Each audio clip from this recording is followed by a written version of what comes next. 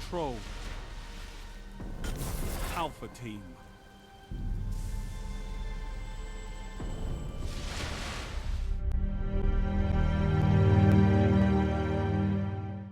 Welcome, and in this episode, we will be looking at a unique weapon found in Destiny known as the Fusion Rifle.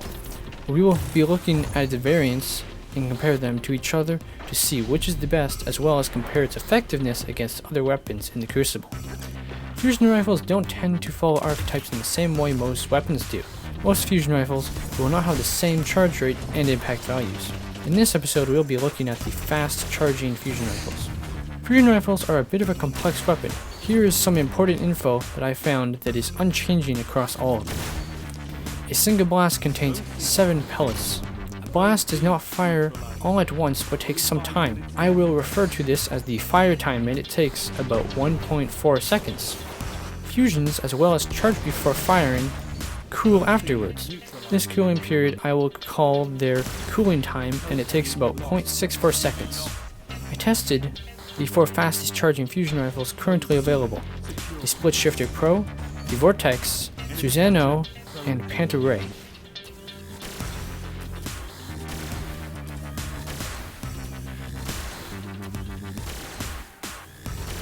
As you can see, they all charge at about the same speed, with the exception of the Panther Ray, which charges much slower but without a significant damage increase.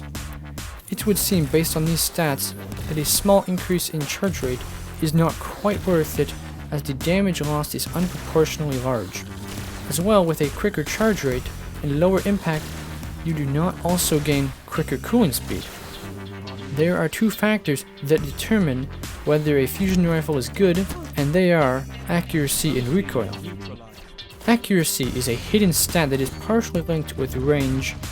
Greater accuracy will cause a fusion rifle's pellet spread to be on average smaller. There are 2 factors that affect recoil. First, its hidden recoil direction stat, which when large will cause a weapon to kick more vertically and less horizontally.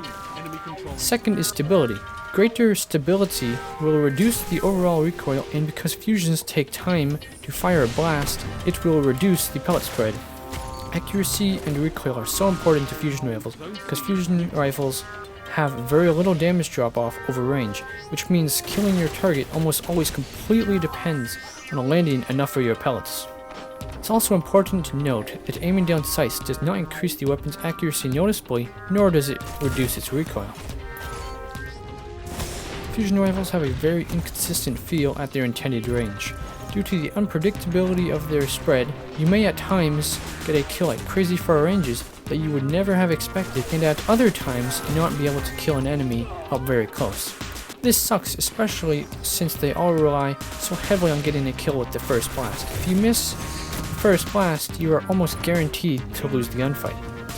Due to this, I have a hard time even recommending the use of this weapon. Although, if I have to recommend what you should look for in a high charge rate fusion, I would suggest to maximize charge rate through the Accelerated Coils perk. With the high charge rate, you'll be able to use it more like a shotgun with a tiny bit more range and versatility.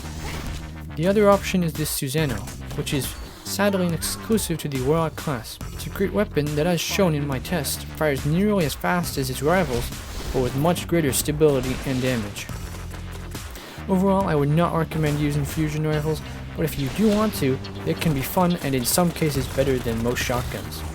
This episode was quite disappointing for me, although I did learn more about fusion rifles than I ever have, and I hope you did too. Thanks for watching, and I'll see you in the next episode. Only 5 minutes left.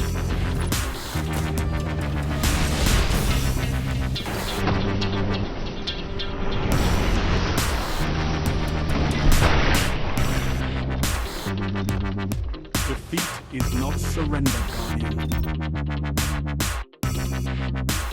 Guardian.